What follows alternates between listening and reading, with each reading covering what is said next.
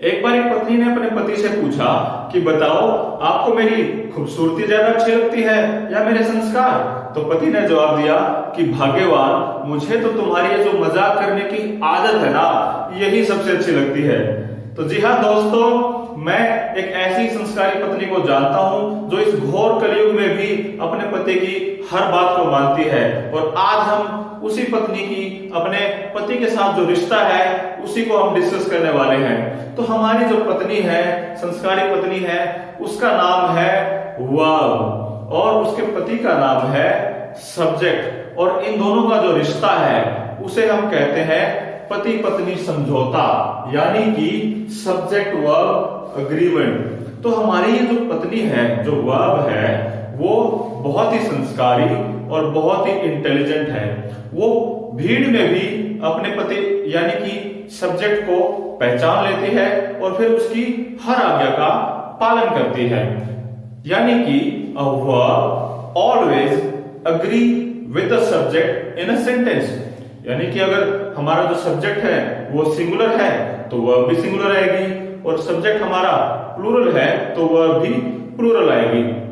तो आज हम इसी चीज को स्टडी करने वाले हैं कि कैसे वर्ब एक सेंटेंस में अपने सब्जेक्ट को पहले आइडेंटिफाई करती है और फिर कैसे उससे अग्री करती है। तो अगर आपने अभी तक इस चैनल को सब्सक्राइब नहीं किया है तो जल्दी से चैनल को सब्सक्राइब कर लीजिए और बेल आइकन को दबाइए, क्योंकि आज जिस तरीके से हम इस कॉन्सेप्ट को पढ़ने वाले हैं, मैं आपको गारंटी देता हूं कि इस कॉन्सेप्ट के सारे जो रूल्स हैं आप जिंदगी में आज के बाद कभी नहीं भूल पाएंगे, चाहे आप उन्हें फिर कभी रिवाइज करें या ना करें। तो चलिए आज की क्लास शुरू करते हैं। मैंने बोर्ड पे कुछ सेंटेंसेस आपको लिख के दिए हैं, आप इन्हें अपने लेवल पे एक बार ब्रेक करके इनमें जो एरर है उसको आइडेंटिफाई करने की कोशिश कीजिए। तो चलिए हम शुरू करते हैं। पहले सेंटेंस में हम जाते हैं वर्ब पे। ये हमारी मेन वर्ब हो गई, ये हमारी हेल्पिंग वर्ब हो गई, इज एम आर, ये हमारी मेन वर्ब हो गई, ये प्रेपोजिशन, और प्रेपोजिशन के बाद का जो नाउन होता है आपको पता है वो क्या होता है, उस प्रेपोजिशन का ऑब्जेक्ट होता है। अब अगर हम आगे वाले हिस्से में आए तो हमें दिखता है कि एक ये नाउन है और एक ये नाउन है। तो यानी कि दो नाउन्स यहाँ पे है जिसमें से हमारी वर्ब को आइडेंटिफाई करना है कि उसका पति कौन सा होने वाला है, उसका सब्जेक्ट कौन सा होने वाला है। अगर आप बुक में इसका रूल देखेंगे तो आपको बताया जाएगा कि जब भी दो words along with, together with, accompanied by, in addition to, rather than, beside, आपका हो गया unlike, like, इन जैसे वर्ड से अगर ज्वाइन हो तो आपकी जो वर्ब है वो फर्स्ट वाले नाउन को, प्रोनाउन को अपना सब्जेक्ट मानेगी और उसी के साथ एग्री करेगी। अब आप इस रूल को अगर याद करने बैठोगे तो कितने दिन तक याद कर पाओगे? एक हफ्ता, 10 दिन, मैक्सिमम 1 महीना भूल जाओगे। तो फिर क्या करें कि हमें कभी भूल, हम इसको कभी ना भूले, हमेशा के लिए हमें याद रहे। तो उसका मैं आपको तरीका बताता हूं। आपने देखिए ये वर्ड है along with, together with, ये क्या है? साथ में प्रेपोजिशन लगी है with। ये सारे प्रेपोजिशनल फ्रेजेस हैं।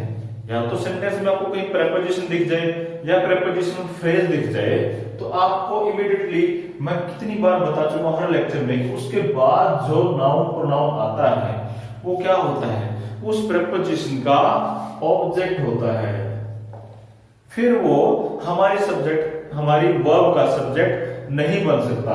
तो हम क्या कह सकते हैं, इसको और फनी बनाने के लिए हम ये कह सकते हैं कि प्रेपोजिशनल या प्रेपोजिशनल फ्रेज के बाद जो नाउन आते हैं वो हमारी प्रेपोजिशन के बॉयफ्रेंड होते हैं। तो वो हमारी वर्ब के हस्बैंड, हमारी वर्ब के पति नहीं बन सकते हैं। तो हमारी वर्ब जो है वो बहुत ही इंटेलिजेंट है, वो देखते ही पहचान जाएगी कि जो प्रेपोजिशनल फ्रेज के बाद वाला जो नाउन है, प्रोनाउन है, वो उस प्रेपोजिशन का बॉयफ्रेंड है, वो मेरा पति नहीं है, मेरा पति तो फिर कहीं और है। तो और जो बच गया, जो पहले वाला जो बच गया, जिसका किसी और के साथ कोई लफड़ा नहीं है, बिल्कुल फ्री है, वही हमारा क्या बन जाएगा, वर्ब का सब्जेक्ट बन जाएगा। और उसी के अकॉर्डिंग फिर वर्ब हमारी अपनी फॉर्म ले लेगी। तो इस केस में क्या हुआ, यहाँ पे along with एक प्रेपोजिशनल फ्रेज है, इसके बाद जो स्टूडेंट्स वाला जो नाउन है वो इसका ऑब्जेक्ट बन गया, तो वर्ब के पास बच गया ये वाला सब्जेक्ट। अब ये सब्जेक्ट कैसा है? टीचर, सिंगुलर है, तो हमारी वर्ब भी क्या हो जाएगी? यहाँ पे आर के बजाय सिंगुलर हो जाएगी, इज हो जाएगी। तो ये है तरीका फनी वे इस रूल को याद करने का। अब दूसरा सेंटेंस आप देखिए, ईदर राम और हिज फ्रेंड्स हैज कम। चलिए ब्रेक करते हैं। ये हमारी हेल्पिंग वर्ब, ये हमारी मेन वर्ब। अब यहां पे भी हमारे पास दो नाउन्स आ गए।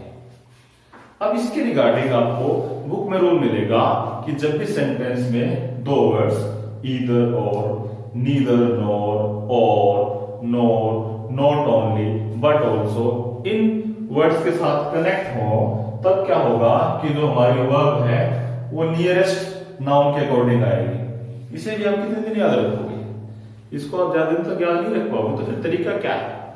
तरीका ये है, आप इसको देखिए, ईदर और, नीदर नॉर, ये जो वर्ड्स हैं ये ऑप्शन क्रिएट करते हैं, दो में से कोई एक, या तो ये या तो ये। यानी कि इस केस में ये जो दोनों ही नाउन्स हैं ये दोनों ही हमारी वर्ब के सब्जेक्ट बन सकते हैं, उसके पति बन सकते हैं।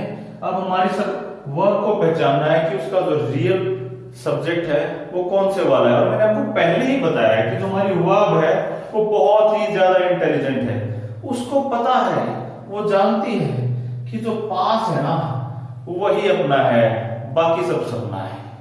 दूर के तो बस ढोल ही सुहाने होते हैं, क्योंकि अगर अपना होता तो पास होता, तो जो पास है वही साथ निभाएगा। इसीलिए वर्ब जो हमारी है पास वाले, जब भी उसके दो ऑप्शन मिले, दो में से किसी एक को चुनना हो, दोनों ही फ्री हो, दोनों में कोई लफड़ा ना हो, दोनों ही ऑप्शंस सूटेबल हो, तो वो हमेशा क्या करेगी?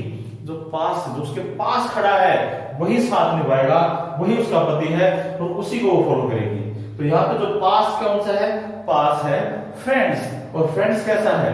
फ्रेंड्स प्लूरल है, तो वह भी हमारी हो जाएगी प्लूरल हो जाएगी। ये दोनों रूल्स क्या आप जिंदगी में आप कभी भूलोगे? कभी भी नहीं भूलोगे। अगर आपने जो मैंने जिस तरीके से मैंने आपको बताया है उस तरीके से आप स्टडी करोगे तो आप कभी भी नहीं भूलोगे। अब अगले दो सेंटेंस से हम अपने दोनों कॉन्सेप्ट को रिवाइज कर लेते हैं जो हमने अभी याद किए हैं। First, Ram as well as his friends is coming.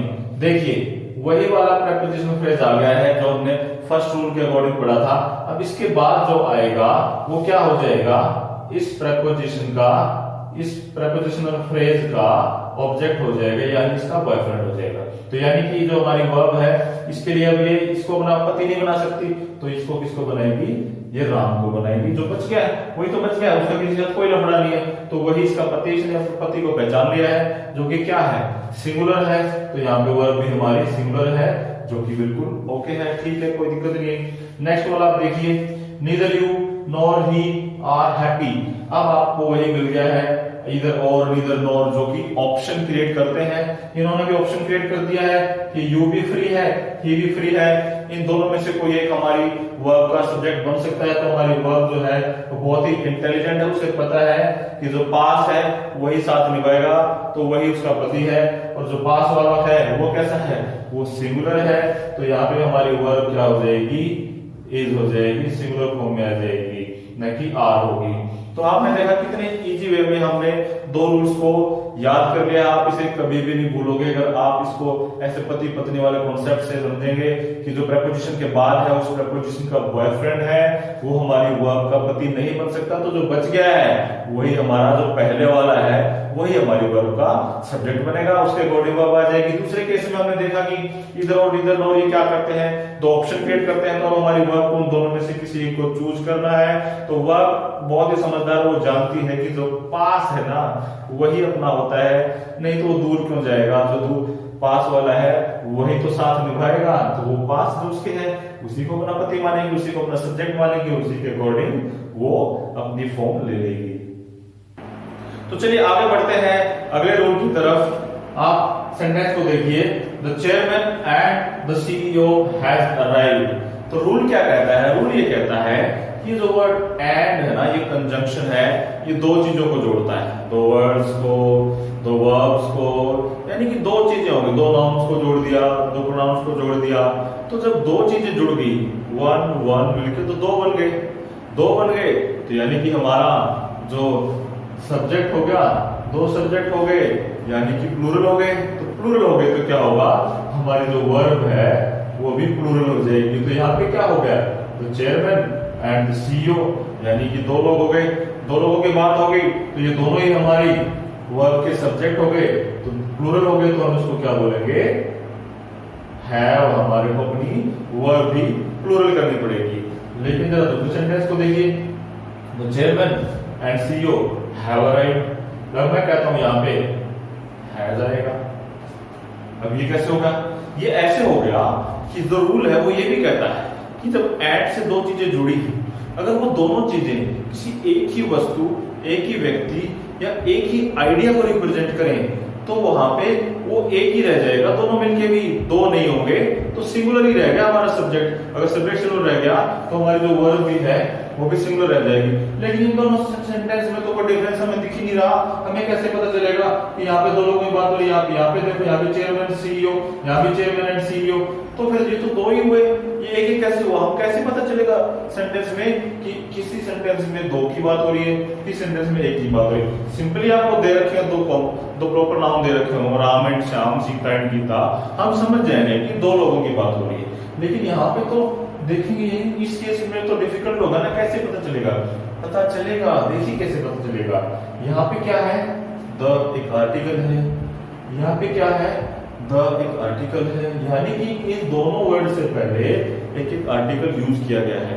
तो यानी कि यहाँ स्पेसिफाई हो गया, इसने इसको भी डेफिनेट कर दिया, इसको भी डेफिनेट कर दिया, यानी कि दो अलग अलग लोगों की बात हो गई यहाँ पे। अब दूसरे सेंटेंस में देखिए, यहाँ पे एक आर्टिकल है द, लेकिन यहाँ तो कोई आर्टिकल नहीं है, सीईओ से पहले तो कोई आर्टिकल नहीं है, यानी कि इस सेंटेंस में ये जो चेयरमैन एंड सीईओ है, ये दोनों एक ही आदमी है, एक ही व्यक्ति के बारे में बात हो रही है, इसलिए क्या किया हमने, इसलिए हमने हमारी वर्ब को सिंगुलर कर दिया। कैसे पता चलेगा, सेंटेंस में जब एंड के साथ दो वर्ड ज्वाइन हो तो हमें ये देखना है अगर वो कंफ्यूजिंग है। अगर राम श्याम गीता सीता है तो कंफ्यूजिंग नहीं है, आप पहचान जाओगे इमीडिएटली। जब इस तरह के वर्ड्स आ जाए जहां पता ही ना चले कि वो एक व्यक्ति के बारे में बात कर रहे हैं, एक आइडिया के बारे में बात कर रहे हैं या दो के बारे में बात कर रहे हैं, तो वहां हम देखेंगे कि जो हमारा पहले वाला वर्ड है उसके साथ अगर कोई भी आर्टिकल लगा है और दूसरे वाले वर्ड के साथ भी अगर आर्टिकल लगा है, तो वो जो दोनों वर्ड है वो दो डिफरेंट थिंग्स, दो डिफरेंट पर्सनैलिटी को रिप्रेजेंट कर रहे हैं, तो वो क्या हो जाएंगे, हमारे प्लूरल हो जाएंगे। लेकिन अगर सेंटेंस में जो आर्टिकल है वो सिर्फ पहले वाले वर्ड के साथ है, दूसरे वर्ड के साथ कोई आर्टिकल नहीं है, तो हमें इमीडिएटली समझ लेना है कि अगर एक आर्टिकल है तो एक ही आदमी की बात हो रही है, दो आर्टिकल है तो दो लोगों की बात हो रही है। इस केस में एक आर्टिकल है, दूसरे वर्ड के साथ आर्टिकल नहीं है, तो हम इमीडिएटली समझ जाएंगे कि एक ही आदमी के बारे में बात हो रही है। अगर एक के बारे में बात हो रही है यानी कि हम समझ जाएंगे the chairman and CEO both are the same person, वो सिंगुलर बन गए, सिंगुलर बन गए तो हमारी जो वर्ब है वो भी सिंगुलर बन जाएगी। अब इस लास्ट सेंटेंस के साथ हम एक और रूल स्टडी कर लेते हैं। तो जो हमने सेंटेंस लिखा वो ये है, many students have done their homework. चलो इसको ब्रेक करते हैं और देखते हैं इसमें क्या कौन सा हमारा सब्जेक्ट है और किस फॉर्म में है। तो ये हमारा हेल्पिंग वर्ब हो गया, हैज हैव, ये हमारा मेन वर्ब हो गया, डन व्हाट, डन होमवर्क, तो ये हमारा ऑब्जेक्ट हो गया इस वर्ब का। अब यहाँ पे एक ही नाउन है स्टूडेंट्स, तो ऑब्वियस सी बात है अब हमारे पास कोई और ऑप्शन नहीं है, यही हमारा सब्जेक्ट बनेगा। लेकिन अब हमें समझने वाली बात ये है कि इससे पहले दो वर्ड और है, एक आर्टिकल है और एक हमारा क्वांटिटेटिव एडजेक्टिव है, यानी कि जो मैनी है वो तो रिप्रेजेंट करता है मोर देन वन, कई सारों को, और ए जो है आर्टिकल वो रिप्रेजेंट करता है सिर्फ सिंगुलर को। तो अब कंफ्यूजन ये हो गया कि हम इसको माने कि ए स्टूडेंट या उसको माने, मैनी को माने मैनी स्टूडेंट्स। अब आप अगर आप बुक का रूल देखेंगे तो उसमें लिखा होगा कि वर्ड्स लाइक आपका each every, everyone, no one, someone, somebody, और लास्ट में लिख देते हैं many a, more than one. तो ये जो वर्ड्स किसी सेंटेंस में हमें दिखे नाउन से पहले, तो ये क्या करते हैं, सिंगुलर नाउन कैरी करते हैं, और उसके साथ जो वर्ब है वो भी फिर सिंगुलर आ जाएगी। अब ईच, एवरी, ये सब तो हमें समझ में आता है कि ये एक एक के बारे में बात करते हैं, लेकिन जब बात मैनी एक ही आ गई तो वहां पे थोड़ा कंफ्यूजन हो जाता है। तो इसको हम कैसे समझेंगे? इसको हम ऐसे समझेंगे, दो तरीके, या तो हम इसको इकट्ठा ट्रीट करेंगे। जब मैनी ए आपको सेंटेंस में दिखे तो आप समझेंगे कि वो क्या है, वो एक डिस्ट्रीब्यूटिव एडजेक्टिव। डिस्ट्रीब्यूटिव एडजेक्टिव को हम डिटरमिनर्स भी कहते हैं। बहुत सारे टीचर्स जो पढ़ाते हैं तो डिटरमिनर्स बोलते हैं, लेकिन हम एक नोवा पार्ट ऑफ स्पीच को यहाँ पे नहीं बात करेंगे। हमने जो 8 पार्ट ऑफ स्पीच पढ़े हैं, हम वहीं तक अपने उसी के लिमिट में हम इसको जानने की कोशिश करेंगे। तो हम इसको बोलेंगे कि ये जो हमारा है ये डिस्ट्रीब्यूटिव एडजेक्टिव। अब आपको पता है हमें एडजेक्टिव कैसे पढ़ चुके हैं। डिस्ट्रीब्यूटिव एडजेक्टिव क्या करते हैं, वो एक एक करके बात करते हैं। बात तो बहुत सारी चीजों की होती है, लेकिन वो क्या करते हैं, वो उस ग्रुप को एक एक करके हर इंडिविजुअल के बारे में बात करते हैं। तो इसलिए वो क्या करते हैं, क्योंकि वो एक के बारे में बात करते हैं, इसलिए वो एक सिंगुलर नाउन कैरी करते हैं, और इसी वजह से जो वर्ब है वो भी सिंगुलर हो जाती है। अब इसमें आप कई बार कंफ्यूज हो सकते हो, ये लॉजिक है ग्रामर का, कई बार हम भूल भी जाए, समझ में ना भी आए। तो इसका एक शॉर्टकट जो मैं आपको बताता हूं वो आप कैसे समझेंगे। जब आपके पास आपको दो ऐसी चीजें दिखी, आपने देखा कि यहाँ पे एक आर्टिकल है और ये एक हमारा एडजेक्टिव है। ये मैनी जो है वो मैनी को रिप्रेजेंट करता है, मोर देन वन को, और ए जो हमारा है वो सिंगुलर को रिप्रेजेंट करता है। आप भूल जाइए कि एक डिस्ट्रीब्यूटिव एडजेक्टिव है, हम इसको अलग अलग ट्रीट करते हैं। तो जैसा कि हमने पति पत्नी के स्टार्टिंग वाले जो सेकंड रूल में पढ़ा था कि जो पास होता है उसी को हम अपना मानते हैं। तो इस केस में क्या होगा, जो नाउन है ना, नाउन से जस्ट पहले नाउन के पास में क्या है, पास में ए है, और ए किसको रिप्रेजेंट करता है, ए रिप्रेजेंट करता है वन को, सिंगुलर को। तो जो पास वाला है ना उसी की बात हम मानेंगे, तो हमारा जो नाउन है ना वो पास वाले के इंस्ट्रक्शन को फॉलो करेगा। तो उसके पास अगर ए है, मैनी से थोड़ा दूर है, तो मैनी को इग्नोर करके ए की बात सुनेगा, तो वो क्या हो जाएगा, सिंगुलर हो जाएगा। हमारी वर्ड पहचान जाएगी कि जो सब्जेक्ट है ना उससे पहले आर्टिकल लगा हुआ है ए, जो कि वन को रिप्रेजेंट करता है। तो यहाँ पे वो समझ जाएगी कि जो मेरा पति है, मेरा जो सब्जेक्ट है वो प्लूरल नहीं है, वो सिंगुलर ही है।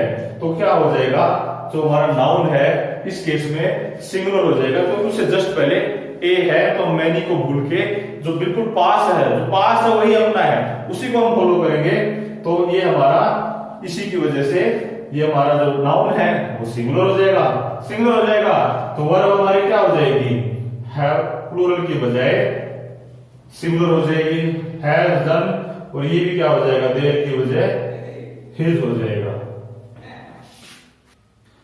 तो अब आप ही मुझे बताइए कि सब्जेक्ट वर्ब एग्रीमेंट्स के इन रूल्स को हमने जिस प्रकार से स्टडी किया है, बिना रट्टा लगाए, केवल पति और पत्नी के रिश्ते से कनेक्ट करके, सुंदर और फनी स्टोरीज के साथ कोरिलेट करके, तो क्या आप इसे कभी भूल पाएंगे? यकीन मानिए आप इसे कभी भी नहीं भूलेंगे। अगर आप 10 साल के बाद भी इस कॉन्सेप्ट पे वापस आते हैं तो आपको सिर्फ इतना याद रखना है कि हमने पति पत्नी के रिश्ते से इसको कनेक्ट किया था, और जो हमारी पत्नी है, वर्ब है, वो इस कलयुग की सबसे संस्कारी और सबसे इंटेलिजेंट पत्नी है, जो अपने पति यानी कि सब्जेक्ट की हर बात से एग्री करती है। तो आपको वीडियो कैसा लगा मुझे कमेंट करके जरूर बताइए। आपको अच्छी लगी हो तो चैनल को जरूर सब्सक्राइब कीजिए और अपने मैक्सिमम फ्रेंड्स के साथ इसे शेयर कीजिए, ताकि मैक्सिमम लोग हमारे इस इंग्लिश पढ़ाने के यूनिक और फनी वे से अपनी प्रिपरेशन को और ज्यादा स्ट्रॉन्ग कर सके। तो इसी कड़ी में आपसे फिर मुलाकात होगी, तब तक के लिए हमें इजाजत दीजिए। Goodbye, take care.